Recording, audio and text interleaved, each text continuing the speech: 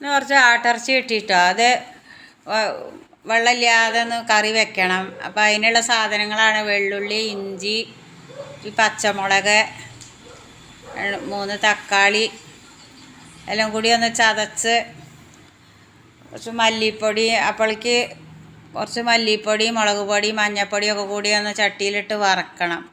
ഒക്കെ ഒന്ന് പൊടിയൊക്കെ കളറ് മാറാൻ വേണ്ടിയിട്ട് ഒന്നൊക്കെ മൂപ്പിച്ചെടുത്തിട്ട്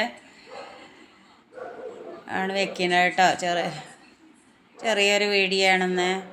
അപ്പോൾ അത് നല്ല ഇതിലിങ്ങനെ വറവൊക്കെ ആയതിന് ശേഷം ചിക്കനല്ല ആട് മൺചട്ടിയിലാക്കി നല്ലോണം കഴുകി മൺചട്ടിയിൽ വെക്കണം.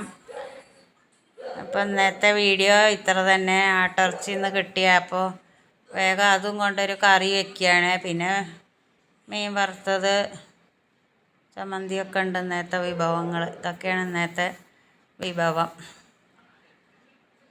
അതൊക്കെ ഒന്ന് മസാലപ്പൊടി പാകത്തിന് ഉപ്പൊക്കെ ഇട്ടുകൊണ്ട് ഒക്കെ ഒന്ന് ഇട്ട് കുഴച്ച് അധികം വെള്ളമില്ലാതെ കൊണ്ട് വേവിച്ചെടുക്കുകയാണ്.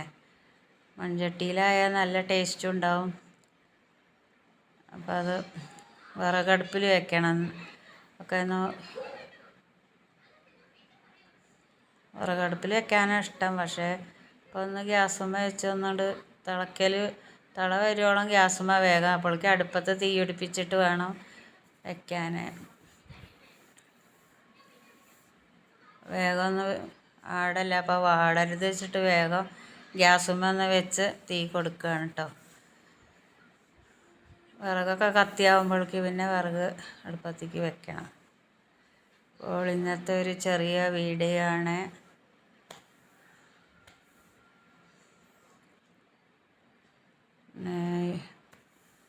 ഇന്നത്തെ വിഭവം അത്രയൊക്കെ തന്നെ ഉള്ളൂ കേട്ടോ. അതിലേക്ക് കുറച്ച് ഉലുവ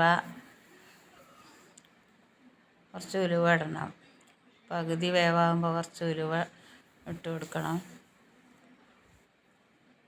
പിന്നെ ചെറുനാരങ്ങേൻ്റെ നീര് ഒഴിച്ച് കൊടുക്കണ്ട കേട്ടോ, ഉടയാതിരിക്കാൻ.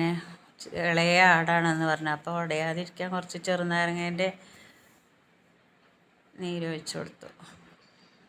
അപ്പം ഇന്നത്തെ വീഡിയോ ഇത്രയൊക്കെ ഉള്ളൂ. ഇന്നത്തെ ഉച്ചഭക്ഷണത്തിനുള്ള കറിയാണ്.